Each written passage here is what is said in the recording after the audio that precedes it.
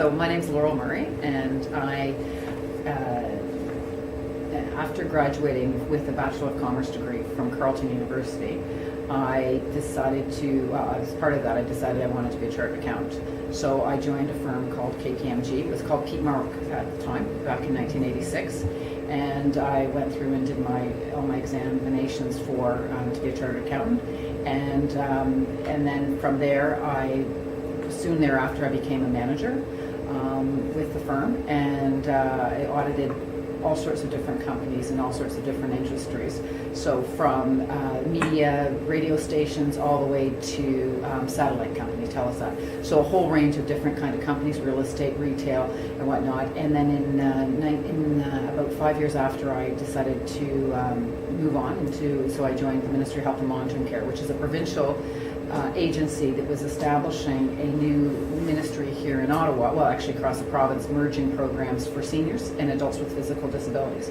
So I was hired to actually set up all of their finance administrative systems, so everything from HR to IT to the finance systems and everything in between, if you will. And so I did that for a number of years, and then I became the regional manager, where I was responsible for actually overseeing about $1.5 billion worth of programs. So everything from what was called at the time nursing homes, they're called long-term care facilities today, the establishment of the new home care programs, the establishment of community care access centers, and a number of community-based agencies that again served seniors in their homes and adults with physical disabilities. And then for a number of reasons, I decided the offices were merging in Eastern Ontario and throughout the province. So I decided to change in terms of doing something different from my career. So I started a consulting firm. So by then, along that path, I actually had 3 children too. So as I was working and doing different things, I had 3 beautiful children, and then I decided I wanted better work balance. So I knew in my job with the Ministry of Health and Long-Term Care, I traveled a lot. So I was probably in Toronto every 10 days to 2 weeks for, sometimes a day, sometimes 2 days, but nevertheless, I just needed better balance. My husband's had a full-time position as well. So I decided, I actually got a coach and to try and figure out what I wanted to do. So I had been in business for about 10 years, and I thought if I want to do something different with my career, sort of better understanding the range of possibilities, if you will, and where there was a really good fit between my expertise and perhaps needs in the marketplace. And that's when I decided to start a consulting practice, marine management consulting. And along that way, I did different other things in terms of I've been a treasurer on a volunteer board, a not-for-profit board rather, and then in 2005, I got asked if I would join would I stand for the board of directors for the LCBO, the Liquor Control Board of Ontario. So the LCBO in Ontario, all beverage alcohol, spirits and wine is actually sold primarily through the Liquor Control Board of Ontario. So it's just in terms of size, it's sales of $5 billion, net income of 1.8 million or 1.7 billion dollars last year. 8,000 employees, 650 stores, so quite a big network here in Ontario. So I joined the board of directors for them in 2005, and I became the chair of the audit committee in 2007. And so I did that, but I've also been doing my consulting practice as well. And then I've also joined as the audit committee for the privacy commission, for the Commissioner of Official Languages here in Canada, here with the federal government, as well as the Commissioner of Privacy Commission of Canada. So I do other audit committee work in addition to what I was doing at the LCBO and my consulting practice. So that's sort of where I am today. But I finished my term with the LCBO last August, and so now I'm looking to. I do all my consulting work, but I'm also looking to do corporate board work in the private sector.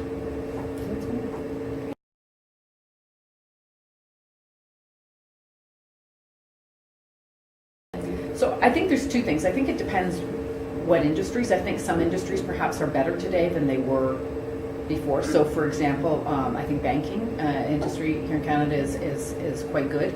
Certainly in retail, certainly my experience is great gender balance there.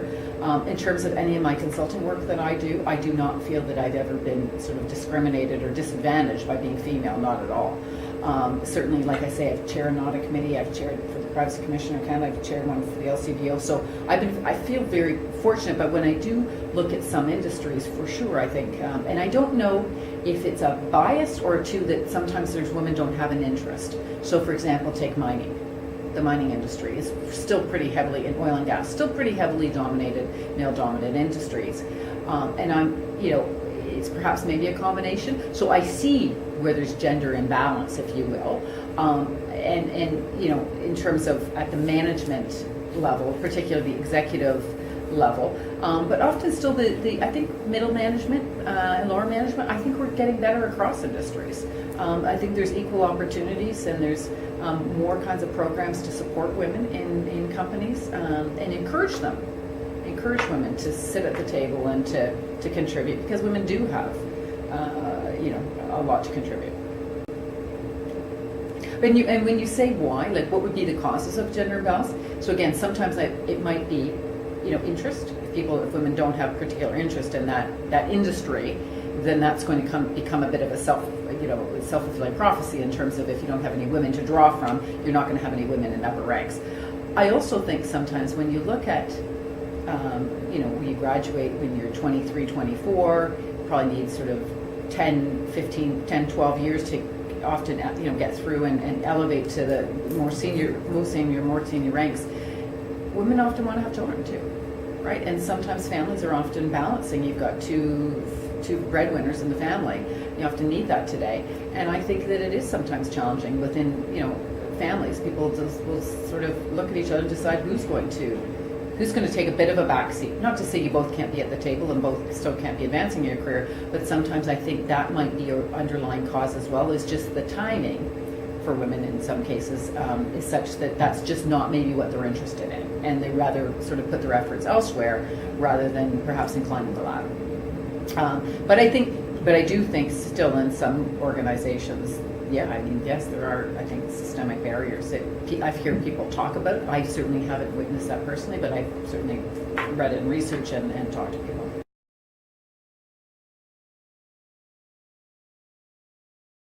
Well, in terms of what I've seen from within my sort of practice, my management practice, as well as my consulting practice, as well as with KPMG and with Ministry of Health, I didn't feel disadvantaged by being female.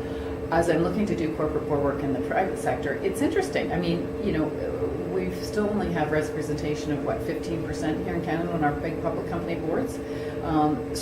And that hasn't really changed a lot. And the OSC here in Ontario put in place what's called comply or explain rules. And so really looking to try and encourage greater gender diversity, if you will. I mean, I believe that there should be greater diversity, period, not just gender. But nevertheless, even just a year into that, the CSA came up with a study back in, I think, November or whatnot, and it's still not showing that the markers changed that much. I mean, we're still only 15.2 or thereabouts. I probably have the exact percentage incorrect, but all that to say, I'm not sure it's really making as great inroads as we need, but I think it's on people's radar for sure. So maybe it's a matter of time, but certainly when you are looking at certain boards and whatnot, you still see that they may have one woman or two women. But having said that, there are some boards where you're seeing 30% similar to in France and whatnot. So I hope and am encouraged, but certainly at this point, at the corporate board level, I'd say there still is. It's a pretty big challenge for women.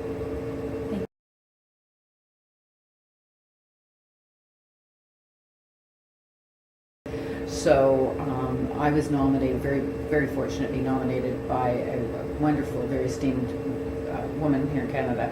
And so when I looked into it, it was something that was of interest, because for me in particular, my career has primarily been here in Ottawa. So although I do a lot of work in my consulting practice and even through the LCBO that is very applicable to other companies, whether that's around strategic, risk management, strategic planning, the audit work that I do, financial management, I'm not known within corporate Canada. So when I say that, I primarily mean Bay Street, so Toronto, Calgary, those are where I'd say there are two big, huge corporate centers here in Canada are.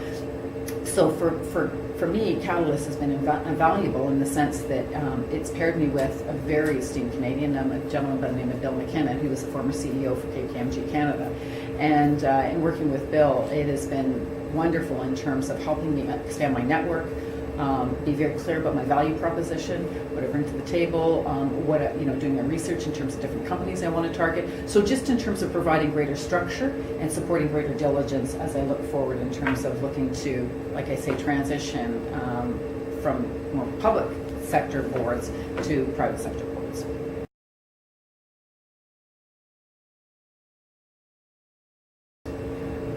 Well, I think it's efficient in the sense that I could probably have, even effective, I'd say, the people that I'm having the pleasure and the privilege of getting to meet, I probably wouldn't have inroads, if you will, into a number of these people, just because, again, I don't know them and whatnot. So, and it's, I'm sure you can appreciate, if I was to call somebody and say, explain who I am and would I like to meet with them, chances are they'd be like, who is she? But when you're introduced by somebody who knows them, that's how often, that's how a lot of things work, whether on a social level as well as in business. So it's really provided me with that sort of support, if you will, to aid me. So it's been more efficient, I guess, but I'd say most importantly, it's more effective. Have I gotten onto have I been successful yet? No, but I do appreciate that this is a journey, and I'll tell you, it's like having the opportunity to continue to meet with such great people is a fabulous journey to be on. So it's wonderful as I walk down the road.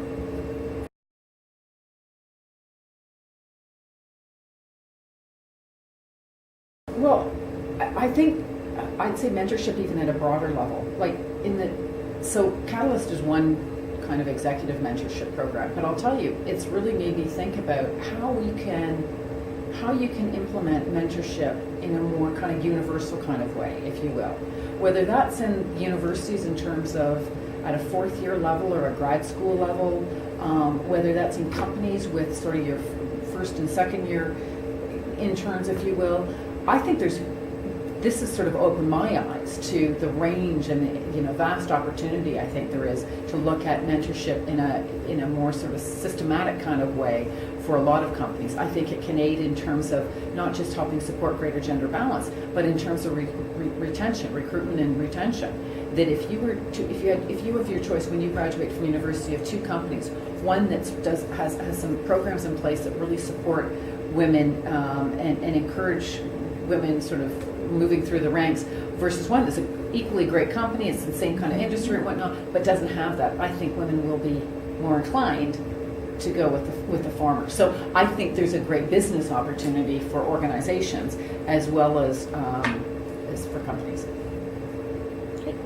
And other things, though, I think that could be done is, I think the Prime Minister in Canada has set a really positive tone and expectations, perhaps not the right word, but when he appointed a gender balanced cabinet, that if you looked at if you didn't see the people or hear their names, but you just heard their title and sort of their experience and expertise, I think this cabinet is extremely well qualified. Nobody's going to say that there weren't enough women that based on merit they couldn't hire. I think everybody universally feels that this cabinet, this kind of government has in place, all are preeminently qualified. And I think that that's what we'll start to see in business too. That I know a lot of people often say they still want to just go with the merit principle, but I don't understand why necessarily they have to be mutually exclusive. Women equally can bring, I think, a lot to the table.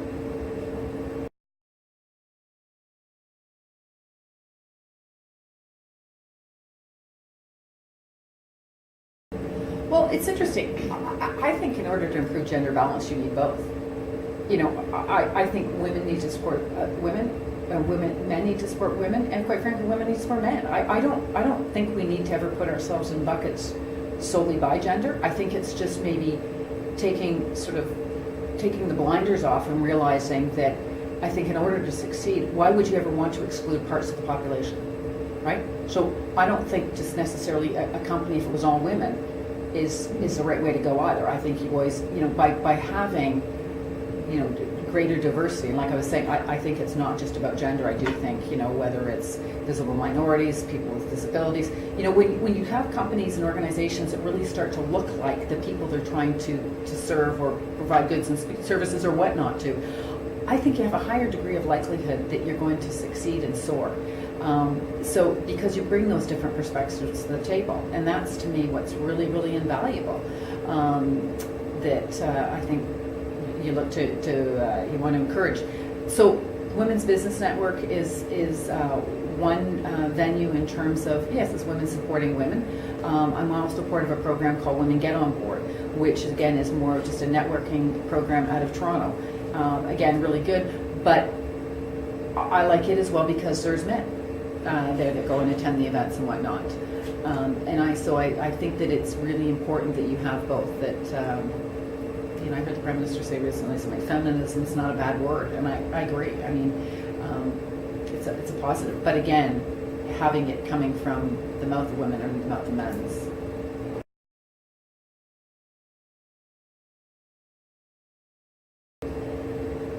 You know, I think Sheryl Sandberg probably said it best when she said, "Lean in, lean in." I think that's. I don't know if you've had the pleasure of reading that book, but it's the idea that when you're asked for your opinion, you want to give your opinion. When you're asked to come to a meeting, you sit at the table. If you often look, and I've seen this at Washington, you know, meetings or whatnot, and I'll walk in with a team, and some of the women will want to sit in the chairs. I'm saying, no, come sit at the table. Like, you're here because we value your voice. We want to hear from you. So I encourage, and I've you know, on my street and just in my community, babysitters for my children who've gone off to university and come back. I give them that book when they come, and I tell them, lean in, you know, and you'll carve your own career path with what works for you, but you have a voice, you have a perspective, you have ideas, insights, and you want to bring those to the table. And don't shortchange yourself. Believe in yourself, and if you believe in yourself and you work really hard, I think the sky's the limit.